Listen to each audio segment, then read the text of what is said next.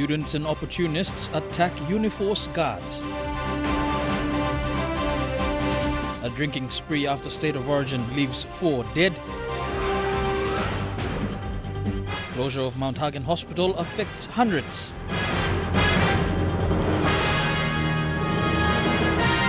This is National EMTV News with Meriba Tulo. Good evening. Thank you for joining us for Thursday's news. Unruly students armed with bush knives, stones, sticks and metal bars were seen chasing Uniforce security personnel at the UPNG campus this morning. When MTV crew arrived at the scene, angry students had set alight 5 vehicles and ransacked the security operations base. The situation was brought under control when police arrived minutes later. This was the scene when the fight broke out at around 10 a.m. Minutes after, we saw students ransacking the Uniforce base and setting alight 4 vehicles belonging to the Uniforce and 1 privately owned vehicle. The well-known Sir Michael Somerville Library was also stoned. According to some UPNG staff and the Uniforce, one faction of students tried to prevent their colleagues from attending classes this morning. When the Uniforce stepped in to stop them, they retaliated and the fight broke out.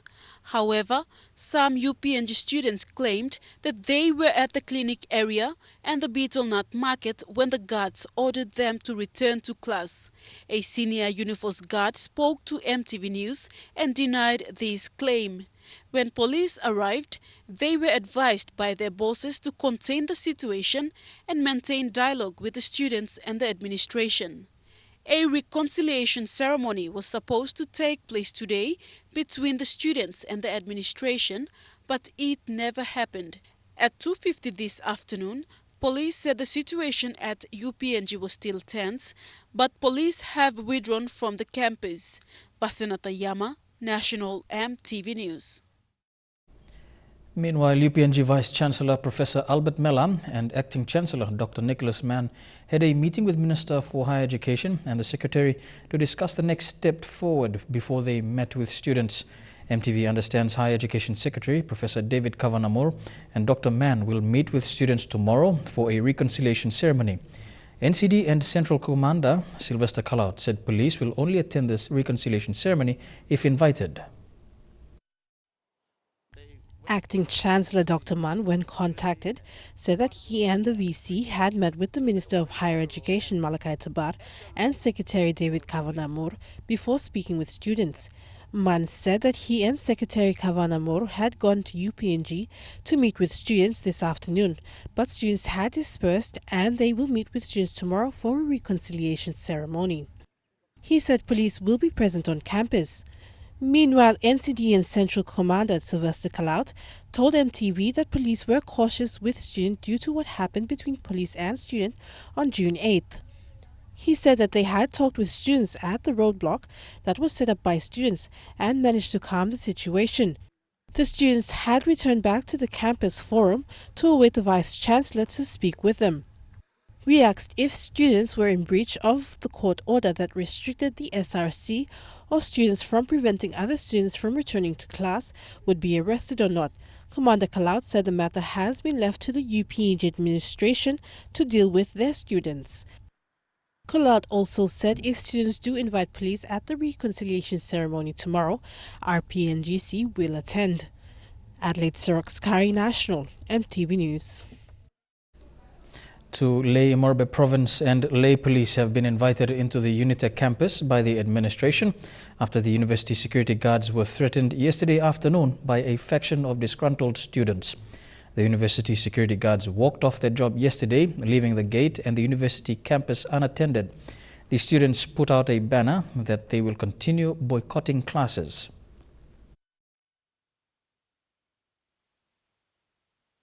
Ley Metropolitan Commander Chief Superintendent Anthony Wagambi received a formal request in writing last night for police to enter the campus.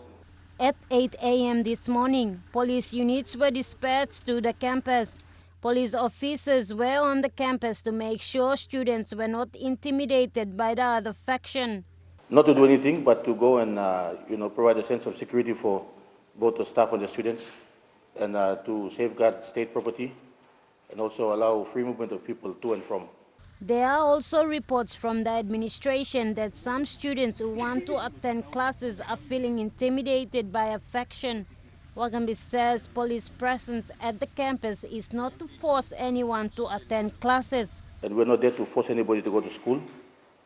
School and like the one. If you want to attend classes, you attend classes. If you want to stay away, you stay away. The Leh Metropolitan Commander is discouraging students from accommodating outsiders in their rooms at the university. His comment follows a suspect who was not a student and was on campus in the early hours of this morning and was trying to cause problems with the university security guards. The university gates have been opened and now people are moving freely as Unitech security guards resume duties.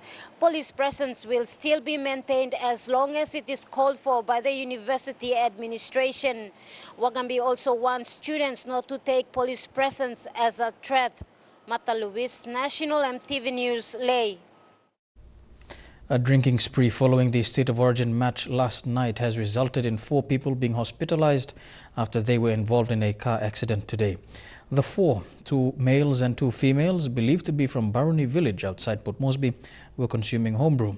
The private cab they were travelling in collided with a vehicle owned by Curtin Brothers near the Motorcare Wharf. Eyewitnesses say the cab was travelling at high speed. 1 man was seriously injured and the other sustained injuries from the crash and were rushed to hospital.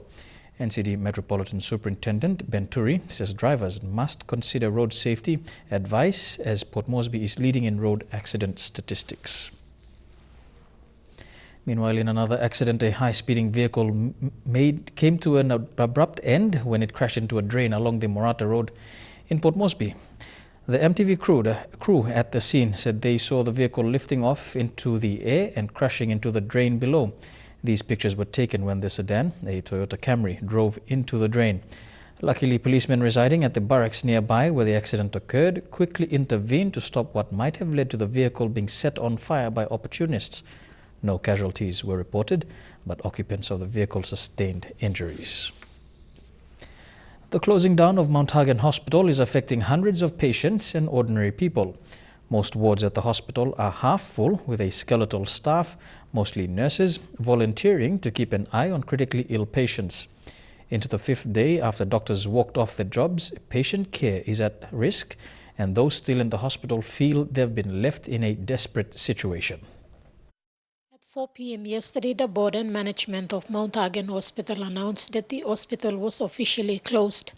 However, this morning, Acting Chief Executive Officer of Western Highlands Provincial Health Authority, Dr. David Mokela, said there has been some slight progress since that announcement. They have agreed to give us some time.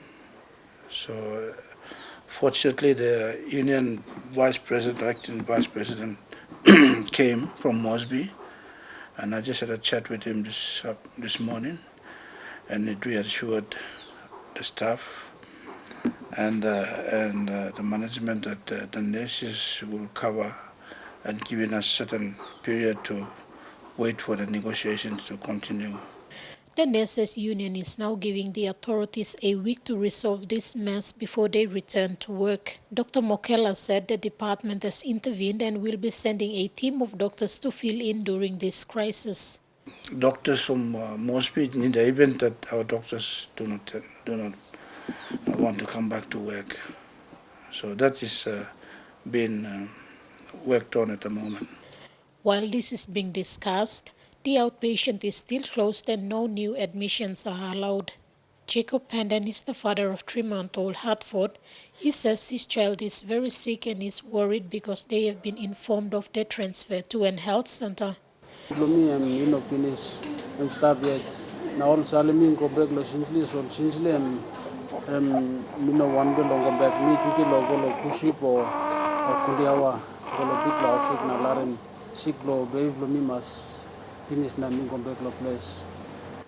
Like Jacob, Anna and baby Felix have been in the hospital for the last 9 months because Felix can only breathe with the support of the oxygen provided. Problems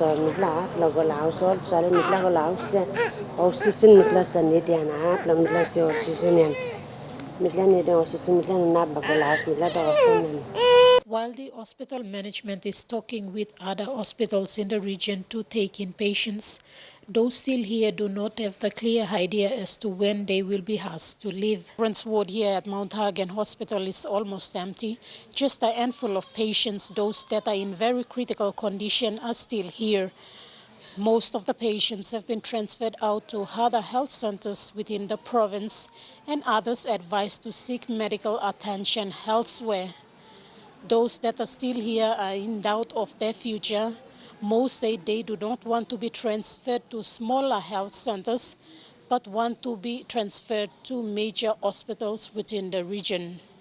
Michelle Amba, National MTV News, Mt Hagen. A young mother was taken to the Anga Hospital to receive treatment for pellet wounds to the head. She was shot when a gang attempted to hold up a PMV along the Bumbu Bridge at 2 p.m. today. Quick response by Lay Police led to the capture of one member wanted for a string of armed robberies. The woman was taken to the Lay Police station to give a statement after treatment at Angao, but she was in shock and unable to speak. She will provide her statement to police tomorrow. National MTV News continues after the break. Stay with us.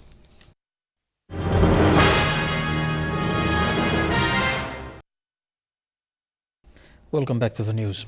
Chief Inspector Bernard Nepo has been ordered by the Supreme Court to pay 30,000 kina within 7 days to the courts as security for costs that might arise in the substantive appeal he has against Correctional Service Commissioner Michael Waipo.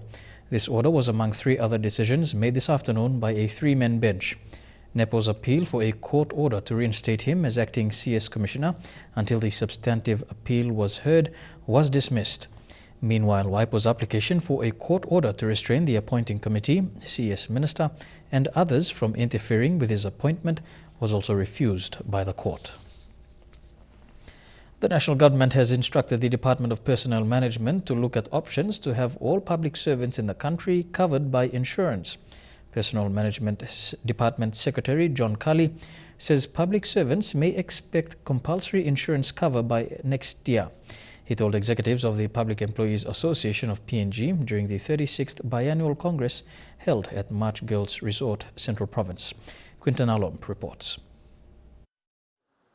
Government employees around the country will be expecting life and medical insurance cover by early next year. The Personnel Management Department is currently looking at how this can be done, but Secretary Cully hopes it will be effective by early next year. The department is still assessing different insurance schemes in the country. It will be made clear after the deal is completed as to how much percentage each government employee will be paid for medical and life insurance. So I'm currently, looking into different schemes that exist in the public sector. And I've asked those people concerned to prepare proposals to me so I can then take it back to Cabinet, and Cabinet will then look at a scheme. So hopefully it might become effective early next year. He told members of the Public Employees Association of PNG yesterday during the biennial Congress that such conditions of employment comes with expectations that government employees must improve their performance. Public servants have over the last 6 years experienced an increase in their remuneration. Salaries of the lowest paid public servants have increased by about 55% during the period. And some in the lower paid ones have increased by 75%.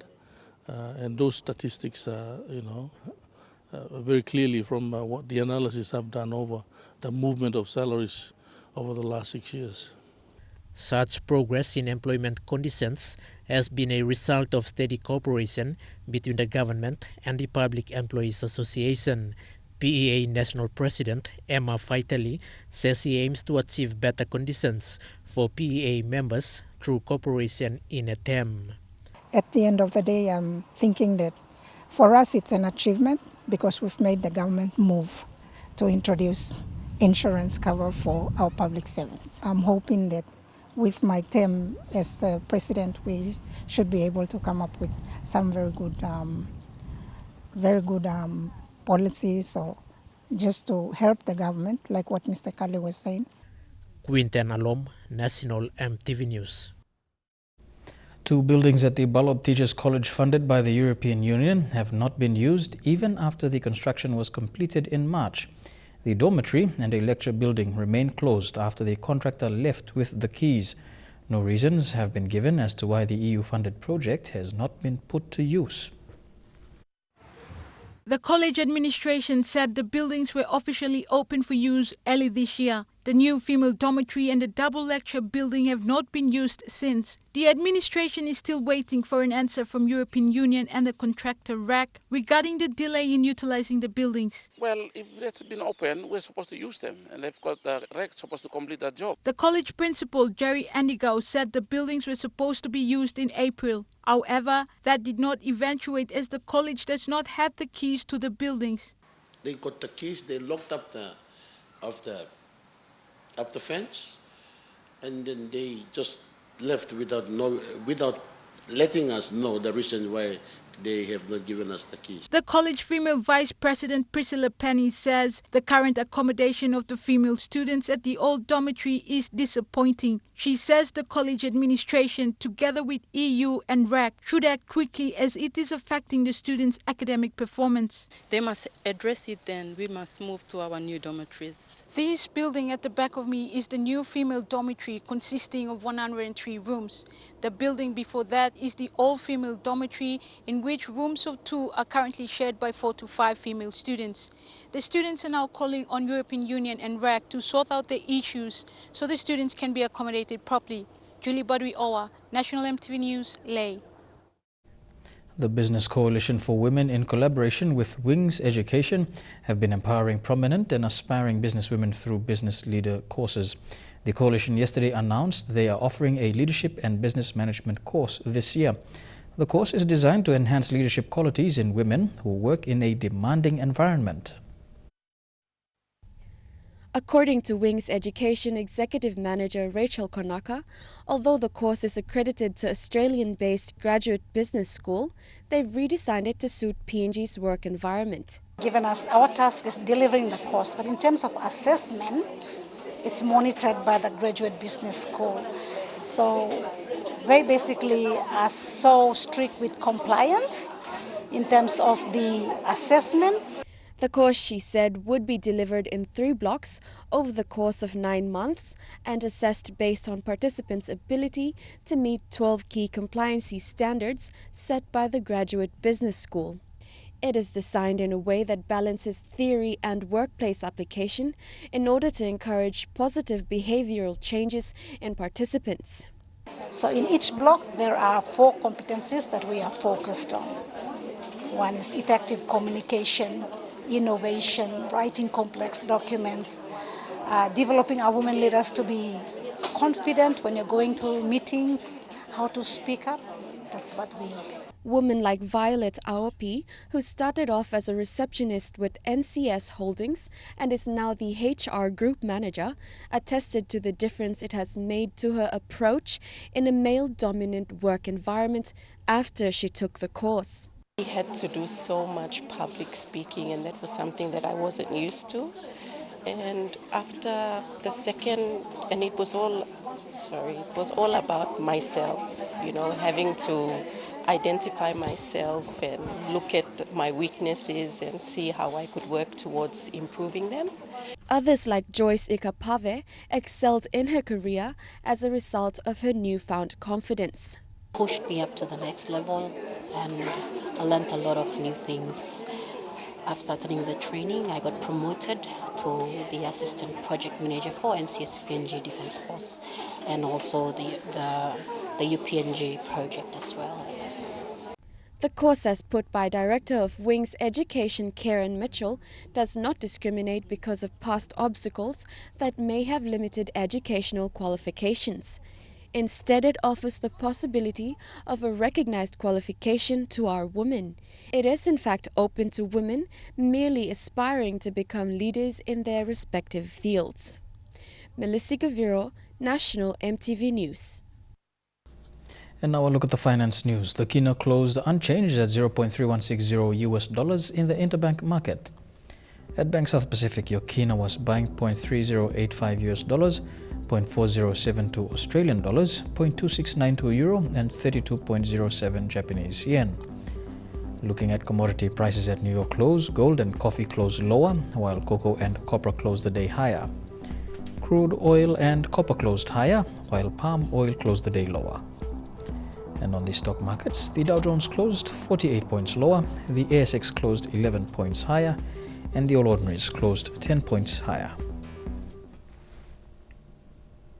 Young Guru Sausia District investing in education and children learning the clarinet. Those stories and more when we come back.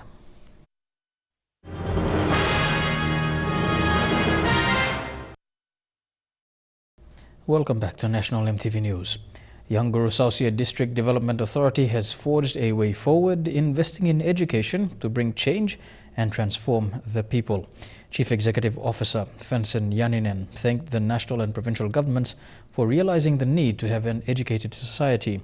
The district has embarked on 3 education packages.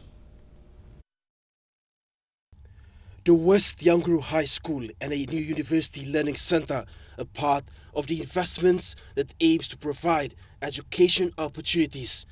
They are part of the 3 transformational projects for the Young Guru Sausia district that includes the institutional housing costing 8 million kina, 6 million kina for West Young Guru High School funded under the Provincial Services Improvement Program, while 1 million kina each for the University Learning Center and institutional housing. ECPIC Provincial Administrator Elizabeth Kaprangi recently signed the contracts with contractors, Bowie Building for the West Young Guru High School and MEF Building and Maintenance, University Learning Center for staff houses. Meanwhile, Mr. Yaninen says the new staff houses will enable public civil servants in the district to have access to better housing conditions. Fabian Hakelitz, National MTV News. Young children at the World Changes Christian School in Port Moresby have been learning to play wind instruments. MTV News spoke to musician Godlief Arua today about how she has been training students to play the clarinet. 13-year-old Efalani Uave from Goroka in the Eastern Islands province and 12-year-old Makola Mapi from Southern Islands are students. With a passion and love of music, they have been training on the clarinet since last year.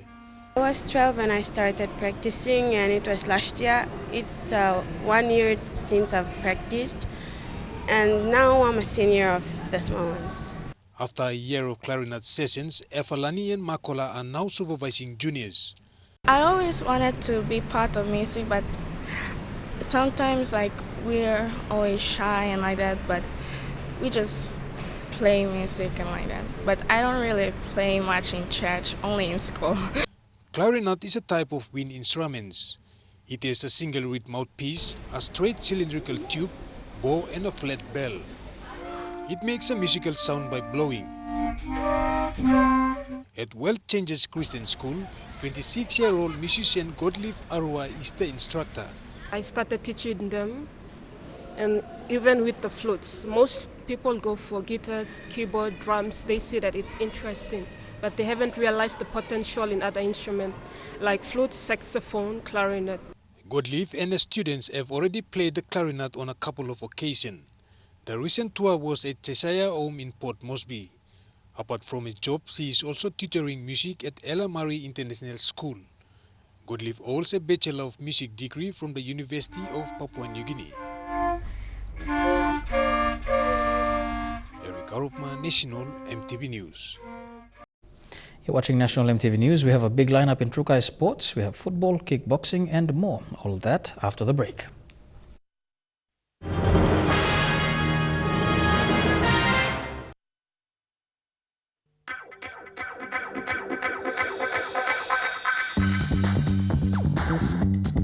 Trukai Sports.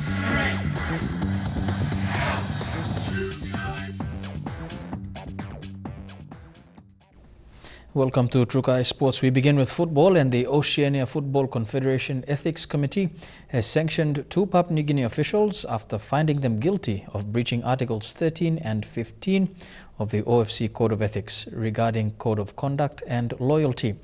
This follows a complaint lodged by the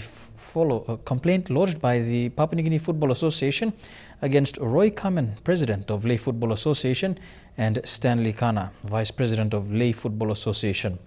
As a result of the OFC Ethics Committee findings, both are banned from taking part in any football-related activities at the national, regional and international level. The ban will last for a period of 2 years. To cricket, and City Pharmacy Lewis have announced a 14-women squad that will be competing in the ICCC East Asia Pacific qualifiers in Samoa next month. Competing against them will be host Samoa and Japan in 50-over matches. The winner from this event will progress to the global qualifier for the ICCC 2017 Women's Cricket World Cup, which will be held in England. It will take place in either late 2016 or early 2017. The squad selection came after 4 months of training, and Cricket PNG is positive of their progress. High Performance Manager Rarua Dikanas said the Lewis are ranked 13th in the world and first in the Pacific, and they have to win all matches to qualify for the global qualifier. Dikanas said after attending the first regional qualifier in 2010, the Lewis did not go for the last 2 qualifiers. Attending the ICCC East Asia Pacific qualifier in Samoa will be the comeback match to the international scene. Led by Pauke Siaka, Helen Buruka and Ravini Owa, the squad also has 3 debutants from outside provinces. Hinamutawa Philip from Milne Bay, Giti Kilapat from Oro and Daniela Ila from Morobe joining 11 players from NCD. Senior player Noma Ovasuro is out on maternity leave.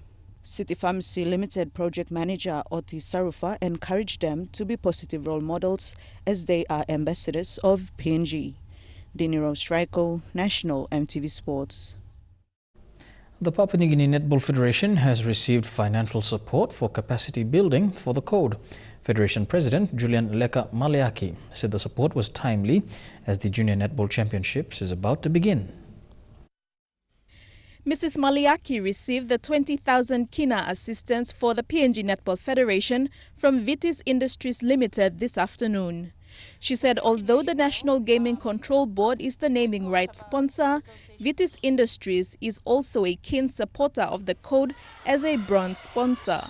You know, sponsorship these days and support is always a challenge in sports in PNG, but I think we're really thankful that Vitis Industries has come to support us, particularly at this time when we're about to host the National Junior Championships in 2 weeks' time. The funding that's been given to us is going to be used for capacity building within that time frame as far as our technical officials are concerned, our umpires and our coaches. So, you know, I'd like to thank Vitis Industries, who have been a strong supporter of sports in the country over the years, and they're beginning to show that they are being very responsible.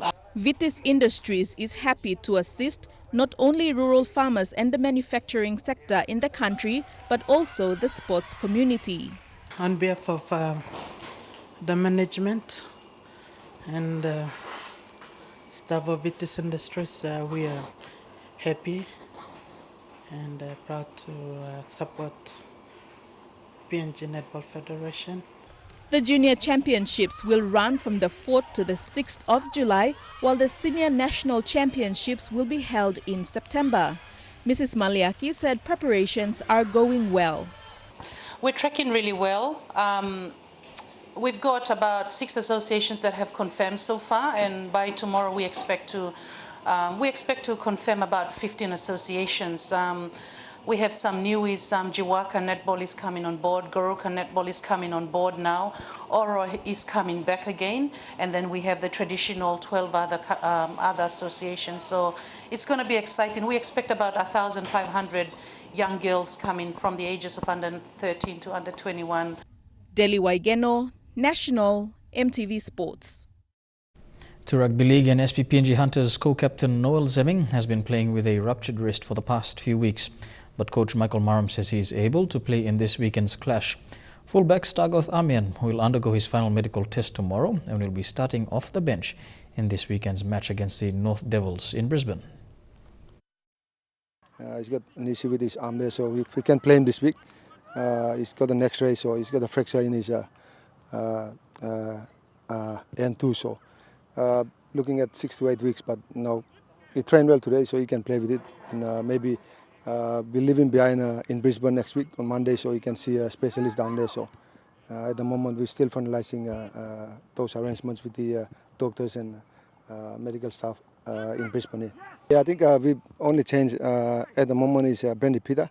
He was named in the starting lock forward, but yeah, now he's got issues back at home, so we want to have him rest this week and clear up his mind before he gets back into the playing field. So he hasn't turned up for training too. So yeah, now so Stargrowth Amian's been monitored. Okay, he'll be seeing the physio again tomorrow. So. Former North Queensland Cowboy and Delium Award winner Matt Bowen will be in the country this weekend as part of the Trukai Fun Run. Bowen, who was part of the Cowboys' maiden premiership, arrives in Port Moresby tomorrow and will be part of Trukai's arranged All-Stars visit to Bavaroko Primary School with the PNG Hunters and CRU team, the Harlequins. We go for a break and come back with more of Trukai Sports. Don't go away.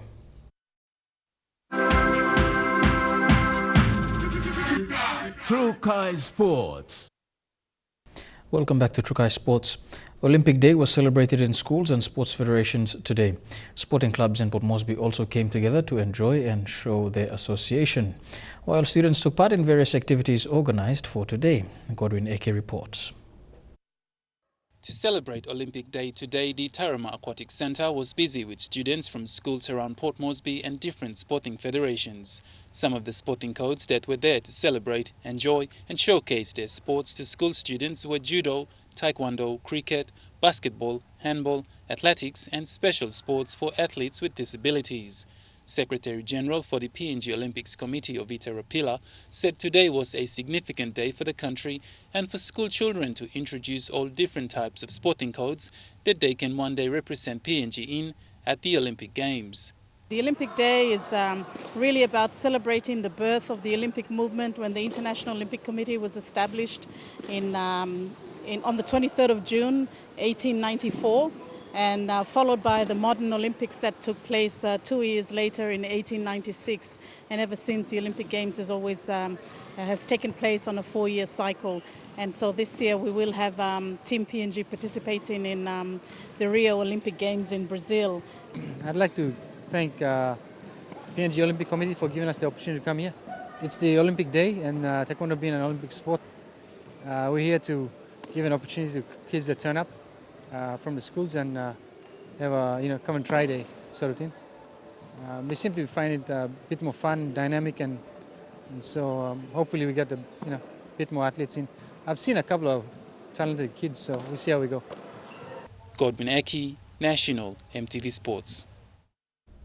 Showing their support for the upcoming Trukai Fun Run, Post PNG today distributed 1,100 T-shirts to 4 institutions in the nation's capital.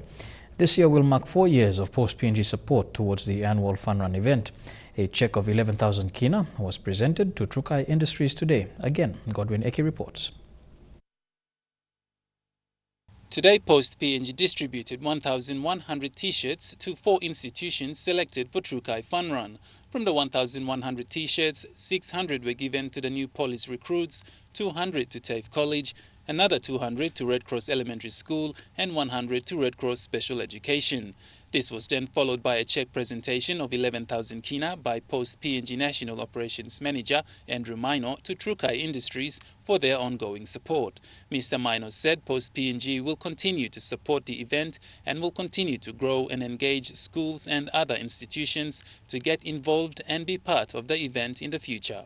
We acknowledge and extend our sincere gratitude to Trukai Industries for their continued logistics business support by utilizing our post logistics, courier and freight services.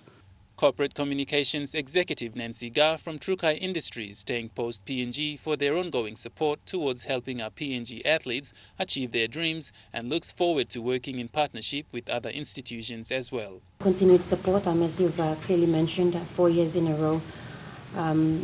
Post PNG has, over the last 4 years, taken part in our Fun Run auction and always open-heartedly bid for shirts and then donated to, especially I think, the police force over the last 3 years. And it's really great to see that. Trukai Fun Run will take place this weekend on Sunday and starting from Sir John Guy Stadium in Port Moresby.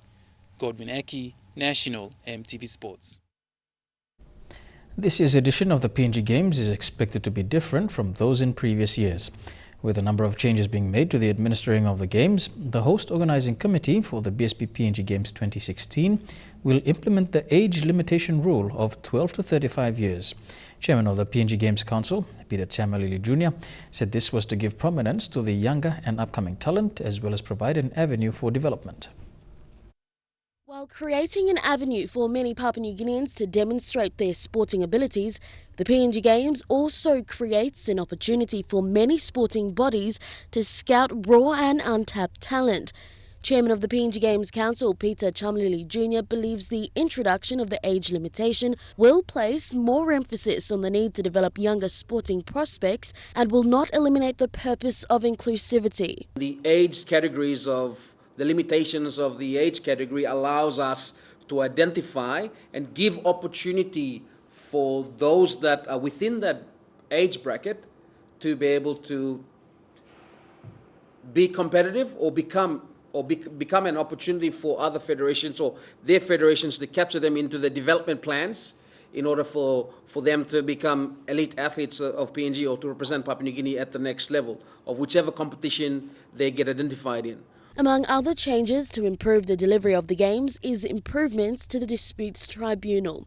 The previous Games in late 2014 highlighted the need for stronger implementation of the Games Charter, with many provinces bringing to light several disputes on the qualifications and eligibility of athletes. Changes and amendments into the Charter that we believe that is allowing the Charter to govern and create an environment where we'll be able to really nurture the way our athletes are being developed at the grassroots level and allow for them to rise up to be representatives of this country. Apart from the administrative preparations, Chamalili has continued to praise the work of all stakeholders in ensuring the readiness of all venues and meeting other operational and logistical demands. Everything, construction, right through administratively, we're on target. Some of the challenges would be with logistics in terms of the teams traveling in. However, again, it just comes back down to the numbers, and the responsibility goes back to all the provinces to ensure that they give the entry by name so that we know the numbers, because numbers will then determine our planning. With the opening ceremony set for the 26th of November, Kimber is shaping up to stage the best edition of the PNG Games. Lorraine Genia, National EMTV Sports. The PNG Games Council has come clear with the deadlines for provinces to submit their teams for the upcoming BSP PNG Games 2016.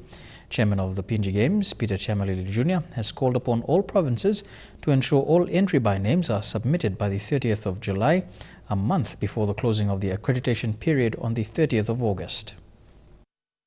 There's also a responsibility by different provinces or by the 21 provinces to ensure that they play their part, which is to ensure that they get all the entry by name in, and obviously using the software to ensure that we have a proper accreditation, or we are accountable to the accreditation, which then allows us to have the proper number to then manage the game a lot better. And I'm sure we will do so.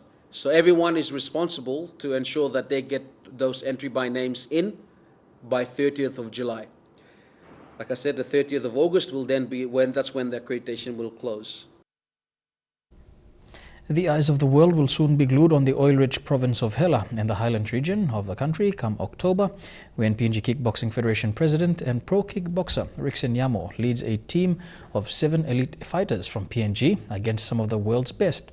A local businessman, Benjamin Gipe, has presented 50,000 kina in cash to help organize this prestigious event.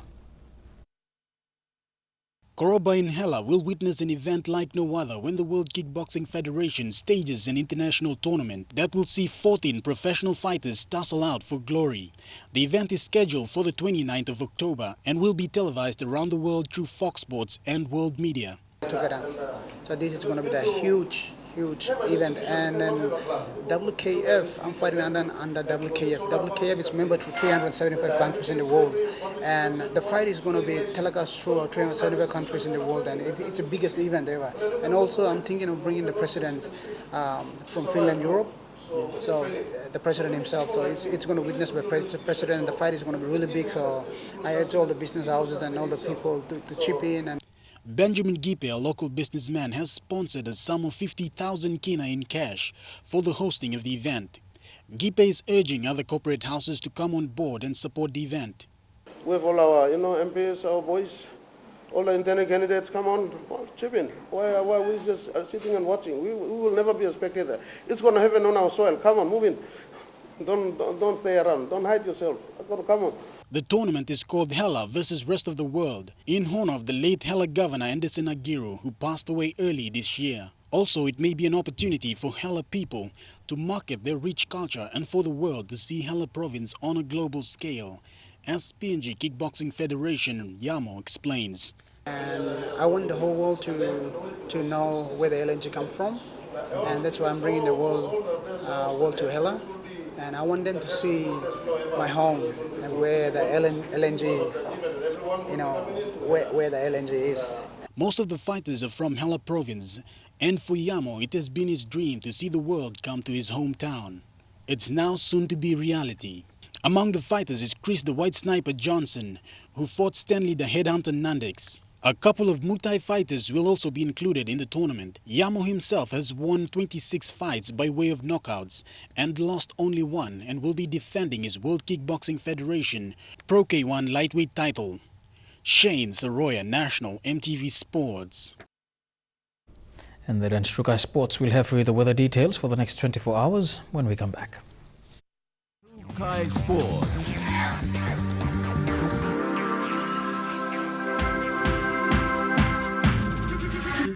Trukai Sports.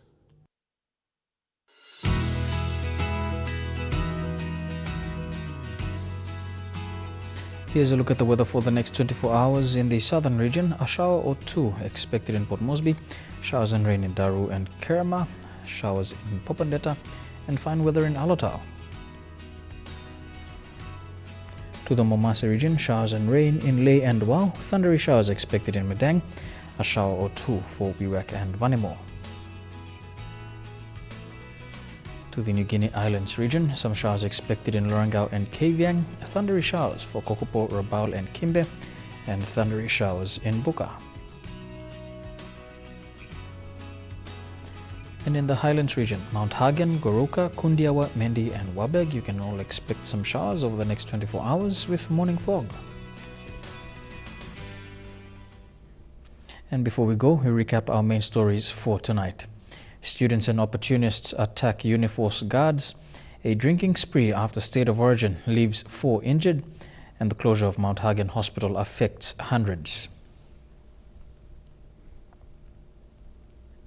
And that's the news, sports and weather for today. On behalf of the entire news team, I'm Mary Botulo. Pleasant viewing. Good night.